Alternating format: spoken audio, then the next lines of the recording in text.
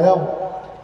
حضور قائد ملت کی تشریف آوری ہو جاتی ہے تو پھر عوام کے اندر عجیب سی گہما گہمی پیدا ہوتی ہے اور پھر لوگ خطیب کو سنتے نہیں ہیں، کیونکہ ظاہر سی بات ہے جب دولہا آ جائے تو باراتیوں کو کون دیکھے گا۔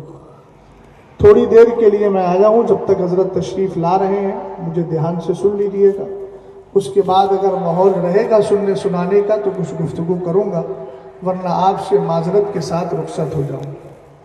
چونکہ میں تجربات کی روشنی میں بول رہا ہوں، مجھے بھی تقریباً 10-12 سال ہو گئے اس لائن میں، اور قوم بڑے اطمینان کے ساتھ بیٹھتی ہے، لیکن جب حضرت تشریف لے آتے ہیں تو عجیب طرح کا ماحول لوگ پیش کرنے لگتے ہیں۔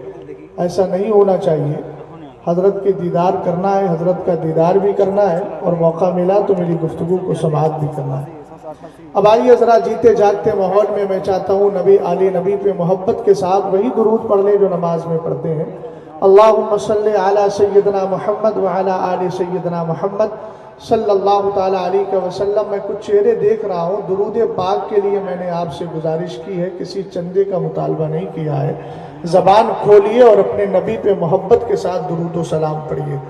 اللہ رب محمد صلی اللہ علیہ وسلم، نحن عباد محمد صلی اللہ علیہ وسلم، صلاۃ و سلام علیک یا رسول اللہ صلی اللہ تعالیٰ علیہ وسلم۔ آپ کی خاموشی نے مجھے ایک لمبی حدیث یاد دلائی ہے، مگر میں وقت کی قلت کی بنیاد پر ایک مختصر حدیث پڑھ دیتا ہوں، جس کو اعلیٰ حضرت امام اہل سنت رضی اللہ تعالیٰ عنہ کے شاگرد رشید وارث علوم اعلیٰ حضرت علامہ ملک العلماء ظفر الدین بہاری رحمۃ اللہ تعالیٰ علیہ نے اپنی کتاب جامع الرضوی، جس کو صحیح البہاری بھی کہا جاتا ہے، الحمدللہ یہ کتاب بڑی جامع کتاب ہے۔ یہاں جو مدارس اہل سنت کے ذمہ داران نظمائے تعلیم بیٹھے ہیں، ان سے میں گزارش کروں گا کہ آپ اپنے مدرسے میں اس کتاب کو جماعت سادسہ میں داخل کریں۔ فقہ حنفی پر حضرت سرکار سیدنا امام طحاوی نے بہت کام کیا ہے، مگر جس نوعیت کا کام اعلیٰ حضرت کے شاگرد نے کیا ہے اس کی مثال نہیں ملتی۔ کہ میں نے آپ کو افادے کے طور پہ عرض کر دیا، کتاب الصلاح کی ایک حدیث پاک ہے، ابھی ماحول کو گڑبڑ نہ کیجیے گا بھائی، حدیث مصطفیٰ کو دھیان سے سنیے گا۔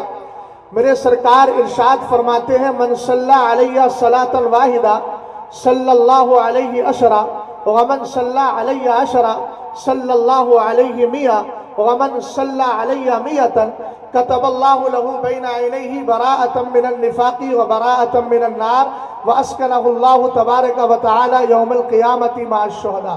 حضرت علامہ مفتی افضال صاحب قبلہ نے جو منظر پیش کیا تھا، اعلیٰ حضرت امام اہل سنت اور بدعقیدہ کو لے کر کے، میں اسی حدیث پاک کو پڑھ کر اسی کی ترجمانی کر رہا ہوں۔ میرے سرکار ارشاد فرماتے ہیں، اگر کوئی مجھ پر ایک بار درود بھیجتا ہے، بھئی اہل علم بول جائیں سبحان اللہ، تو کچھ مجھے لگے گا کہ میں زندہ لوگوں کے بیچ گفتگو کر رہا ہوں اور زندہ دل لوگوں کے بیچ گفتگو کر رہا ہوں۔